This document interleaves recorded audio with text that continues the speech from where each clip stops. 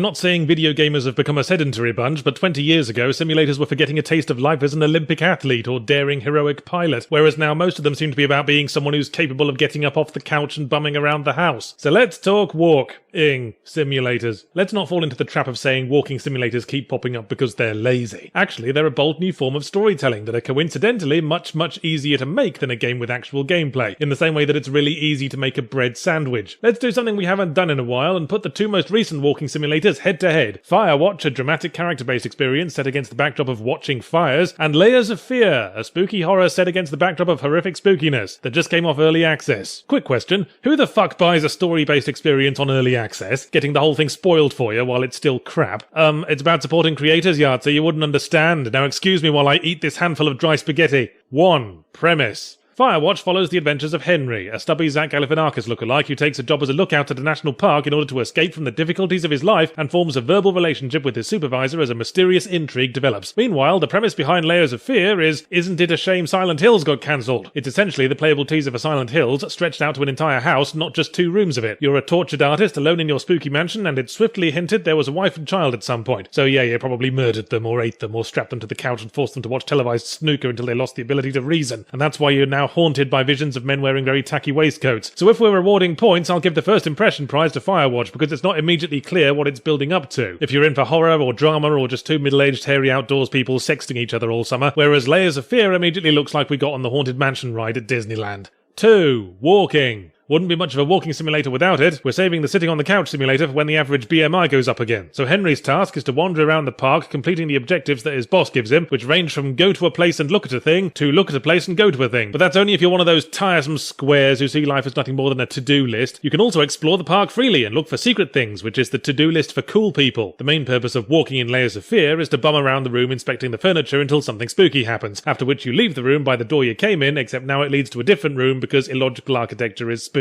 Well, before it's happened 90 bloody times anyway, and then it just becomes the new logic. And it would have been spookier if the doors went back to being sensible, because then I'd suspect they were up to something. Still, I did notice that our protagonist walks with a limp, which was a neat little background storytelling detail, but then I wondered why I was noticing something like that, and concluded it was because I'd explored 300 identical drawing rooms and was more bored than a lesbian at a sausage festival. 3. What grudgingly passes for gameplay. Both Layers of Fire and Firewatch make the usual half-hearted burbling sound that walking simulators make for want of a challenge, that being find all the documents, the kind of challenge one can enjoy at a fraction of the cost by spending the afternoon tidying your home office. Firewatch spices it up with find all the conversations, as you eagerly radio in to report every bit of scenery and discarded rubber Johnny. Otherwise, Layers of Fear's main challenge is to summon the courage to keep playing in the face of an endless sequence of cheap jumps and scares, which aren't difficult to predict after a while. There is no end to the game's fascination with making things happen behind you. At one point the words "Don't look back" appeared on a wall, then there was a creepy noise behind me, and I could almost smell the game's disappointment as I ignored it completely and kept walking. Firewatch's more open-ended presentation lends itself to orienteering gameplay, which became a lot more interesting after I found the option to turn off the map marker showing precisely where you are, but I only found it during the second run-through, and by then I'd bummed around the park enough that it was as familiar to me as my home office, although with slightly less organic life growing in it. 4. Payoff. Firewatch's dialogue-based storytelling did draw me in. There's a lot of character to it, and quite a lot of variation based on what order you do things and how much about Henry's personal life you reveal to the voice in the box. It must be jolly complicated, as evidenced by the occasional fart, like when the lady started yelling about finishing her crossword halfway through the deepest point of the scary intrigue, but I found myself disappointed by the explanation of the mystery at the end. Oh, all mysteries are disappointing once explained, Yahtzee. That's why no one listens when you explain that the Loch Ness Monster was your granddad doing the backstroke with his knob out. I know, but it didn't help that the main explanation was given on a very poor quality tape recording, so I could only make out half the words. That's part of the reason I went through it a second time, to put the fucking subtitles on for that bit, and also to see if the actual events of the plot change at all if you pick different dialogue choices and actions. The short answer being, like, fuck they do, so the overall payoff is a profound feeling of anticlimax. Meanwhile, in Layers of Fear, it turns out your wife's dead and you're probably in hell or something. Bloody typical. Am I right, fellas?